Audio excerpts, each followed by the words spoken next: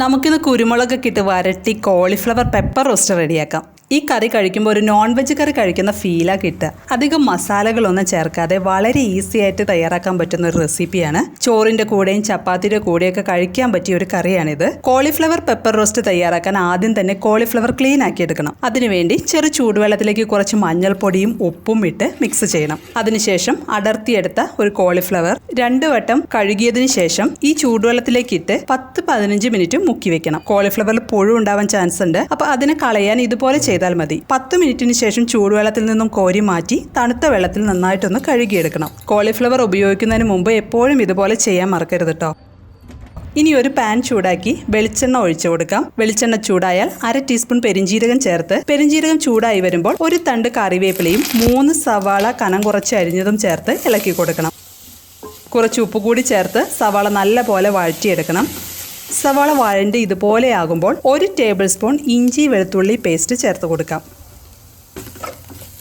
ഇഞ്ചിയും വെളുത്തുള്ളിയും പച്ചമണം മാറി നന്നായി വഴണ്ട് വരുമ്പോൾ പൊടികൾ ആഡ് ചെയ്യാം. 1/4 ടീസ്പൂൺ മഞ്ഞൾപ്പൊടി, 2 ടീസ്പൂൺ മല്ലിപ്പൊടി, 1 ടീസ്പൂൺ കാശ്മീരി മുളക് പൊടി, 1/2 ടീസ്പൂൺ പെരിഞ്ജീരകം പൊടിച്ചത്. ഇതെല്ലാം ചേർത്ത് ഇളക്കി പൊടികൾ മൂത്ത് വരുമ്പോൾ 2 തക്കാളി അരിഞ്ഞത് ചേർത്ത് മൂടി വെച്ച് തക്കാളി വെന്ത് വരുന്നതുവരെ വേവിക്കണം.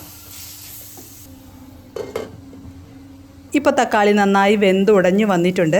ഇതുപോലെ തക്കാളി നന്നായി വെന്ത് ഉടഞ്ഞു വരണം. അപ്പോഴാണ് ആ കറിക്ക് നല്ലൊരു ടേസ്റ്റ് ഉണ്ടാവുക. ഇനി 1/2 കപ്പ് ചൂടുവെള്ളം ഒഴിച്ച് ഗ്രേവി ആക്കണം. വെള്ളം കൂടി പോകരുത്. കോളിഫ്ലവർ വേവിക്കാൻ പാകത്തിൽ വെള്ളം ഒഴിച്ചാൽ മതി. ഇനി ഗ്രേവിക്ക് ഉപ്പ് നോക്കി ആവശ്യത്തിന് ചേർത്ത് കൊടുത്ത് കഴുകി വൃത്തിയാക്കി വെച്ച കോളിഫ്ലവർ മസാലയിലേക്കിട്ട് നന്നായിട്ടൊന്ന് മിക്സ് ചെയ്യണം. ഒരു കോളിഫ്ലവർ മുഴുവനായിട്ട് എടുത്തിട്ടുണ്ട്. മൂടി വെച്ച് കോളിഫ്ലവർ വേവിക്കണം. ഇപ്പോൾ കോളിഫ്ലവർ ഒരു 1/4 ഭാഗത്തോളം വെന്തിട്ടുണ്ട്. ഇനി ഇതിലേക്ക് 2 ടേബിൾ സ്പൂൺ തേങ്ങ നല്ല ഫൈനായിട്ട് അരച്ചത് ചേർത്ത് കൊടുക്കാം. തേങ്ങ വളരെ കുറച്ച് മതി.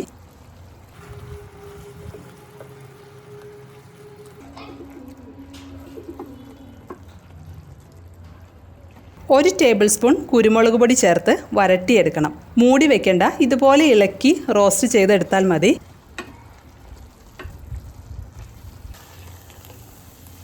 ഈ പാകത്തിൽ വേണം റോസ്റ്റ് ചെയ്തെടുക്കാൻ. കോളിഫ്ലവർ പെപ്പർ റോസ്റ്റ് റെഡി ആയിട്ടുണ്ട്.